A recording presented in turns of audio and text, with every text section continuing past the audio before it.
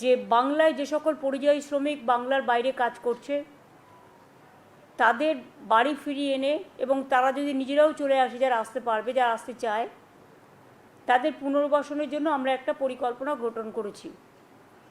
এই পরিকল্পনাটার আমরা নাম দিয়েছি শ্রমশ্রী। এই প্রকল্পের মূল উদ্দেশ্য পরিযায়ী শ্রমিকদের বাংলায় ফিরিয়ে আনা এবং তাদের জীবিকার জন্য নিজের পায়ে দাঁড়ানোর জন্য সাহায্য করা।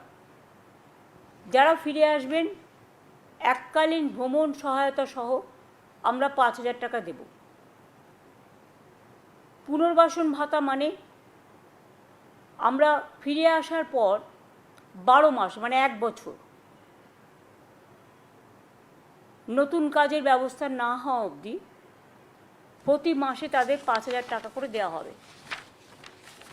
লেবার ডিপার্টমেন্ট হচ্ছে এটার ব্যাপারে নোডাল ডিপার্টমেন্ট।